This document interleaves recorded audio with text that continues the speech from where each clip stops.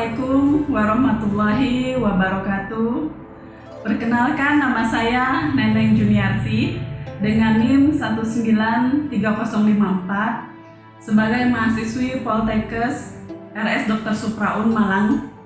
Terima kasih saya ucapkan kepada Ibu Dr. Mayang sebagai dosen pengampu yang telah memberikan kesempatan kepada saya untuk menerangkan teknik kegawat daruratan dalam penanganan choking atau tersedak dengan manuver Heimlich dan dilanjutkan dengan CPR. Sebagai cerita, saat di klinik, teman satu tim saya mengalami tersedak karena makan sambil posisi berdiri dan berbicara. Saat itu juga saya upayakan melakukan pertolongan pertama untuk mengeluarkan makanan yang menyumbat pada saluran nafasnya.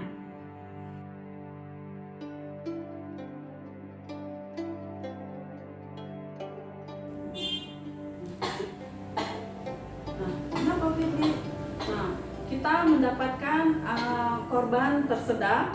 Pada saat korban terbatuk-batuk, sebaiknya kita diamkan saja beberapa saat sambil menepuk-nepuk, memberitahu supaya terus batuk sampai dengan benda asing keluar dari mulutnya. Terus batuk, batuk. Nah, jika korban sudah memegang lehernya, itu artinya benar-benar benda asing menutupi jalan nafasnya. Lebih baik kita baringkan ke tempat yang lebih rendah. Duduk sedikit. Ya. Tahapan yang akan kita lakukan untuk memberikan bantuan choking yang pertama yaitu adalah back blow.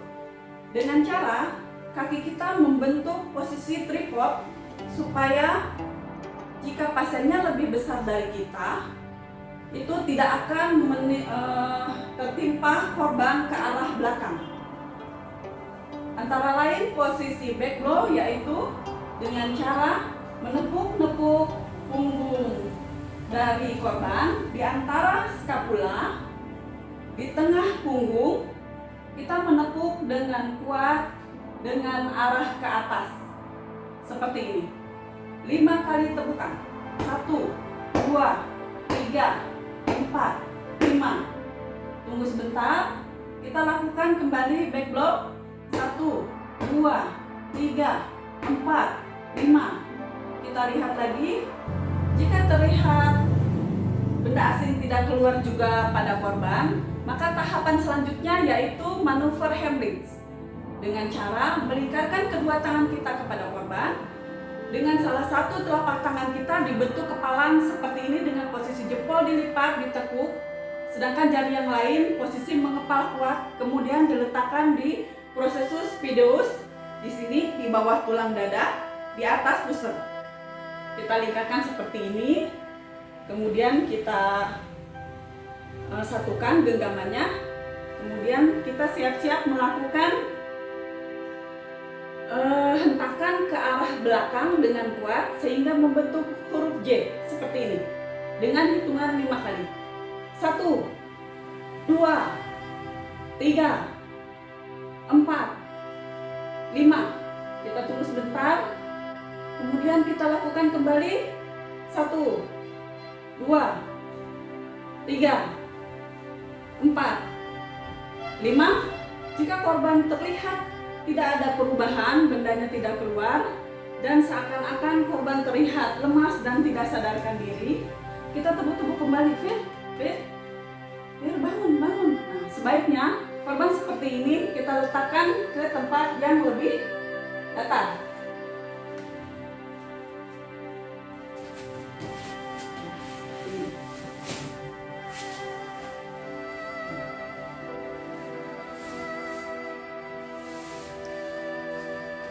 Untuk tahapan selanjutnya, kita baringkan korban ke tempat yang lebih aman dengan posisi tidur telentang dan kemudian sampaikan kepada orang sekitarnya untuk segera menelpon emergensi 118 atau 119.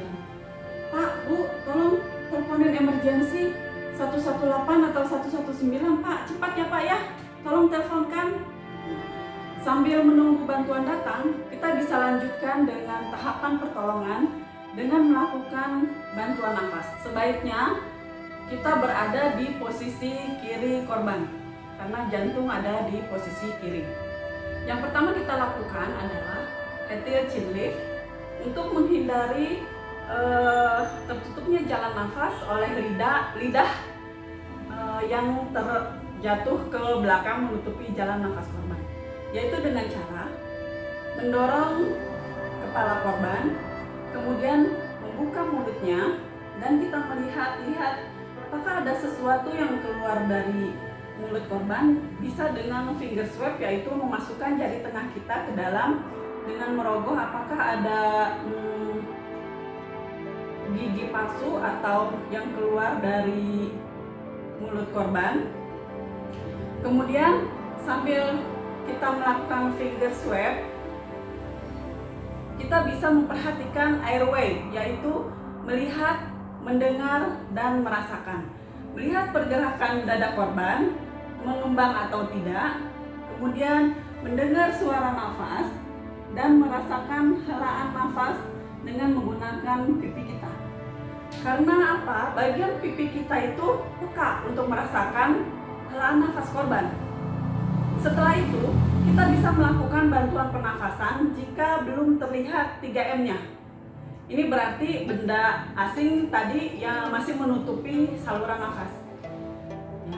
Kemudian, kita bisa melakukan bantuan pernafasan 2 kali tiupan jika belum terlihat 3M-nya. Ini berarti benda yang ada di saluran nafasnya itu masih menutupi saluran nafasnya ya. Tahapan selanjutnya adalah head chin lift, yaitu dengan cara mendorong kepala korban ke atas, kemudian membuka mulut. Kita berikan tiupan nafas 2 kali dengan cara menutup hidung korban, dan kita memberikan tiupan nafas sebanyak 2 kali.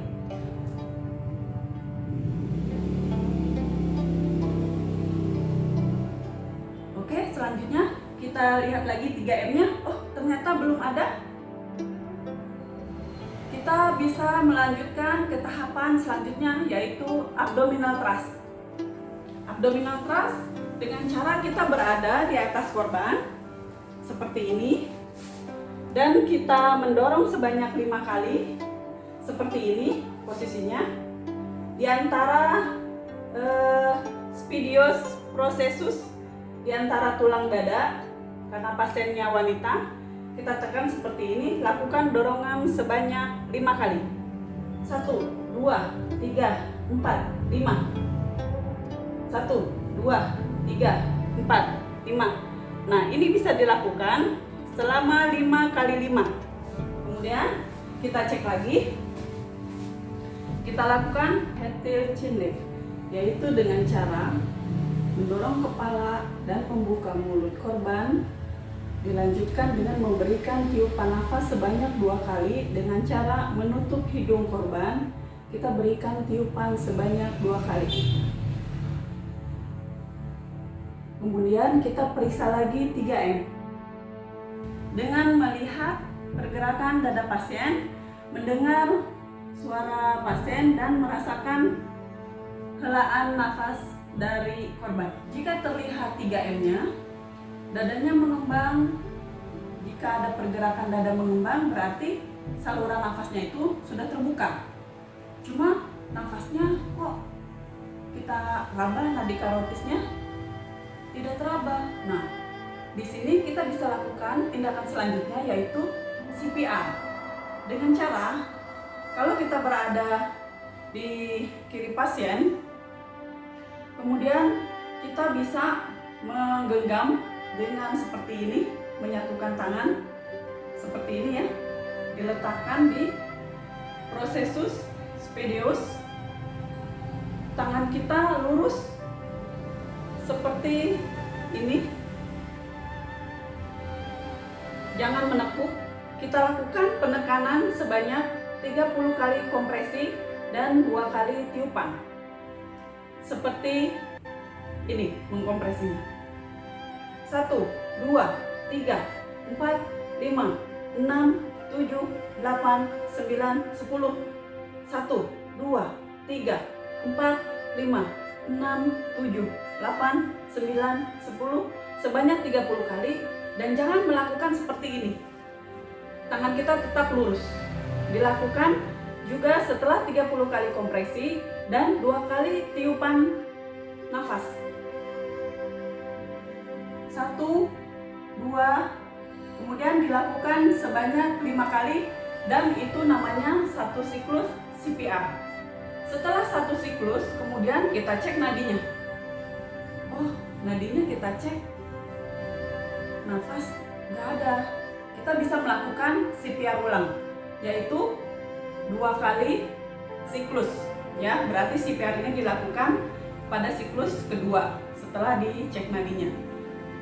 Kita lakukan lagi CPR seperti ini, ya, posisi tangan kita dilakukan sampai dengan 30 kali kompresi dan 2 kali tiupan sebanyak 5 kali lagi. Nah, kemudian kita cek lagi, nadinya sudah ada, nafasnya juga sudah ada. Jika nafas sudah ada, kita cek lagi bahwa nadi, oh sudah ada ini, nafasnya kok nggak ada ya gitu. Kemudian kita lakukan bantuan nafas lagi. Caranya ya kita tiup-tiup saja sebanyak 5 kali tiupan. 1, 2, 3, 4, 5. Kita tunggu. Lalu kemudian berikan lagi 5 kali tiupan. 1, 2, 3, 4, 5. Nah, kita cek lagi kemudian nadinya ada. Nafasnya juga ada. Nah, setelah itu kita bisa melakukan recovery position. Nah, recovery position caranya adalah kita miringkan korban ke arah kiri. Ya. Kemudian kaki sebelah kanan kita tekuk, dilipat seperti ini. Kemudian tangan sebelah kanan dari korban kita tumpangkan ke pipi kirinya. Seperti ini pipinya ya. Kita tumpangkan seperti ini. Ya. Gunanya apa? Kita miringkan ke kiri karena lambung itu ada di sebelah kiri, sehingga jika korban memuntahkan sesuatu itu lebih mudah ya. Dan posisi seperti ini gunanya adalah menahan korban untuk tidak jatuh tengkurap. Recovery position.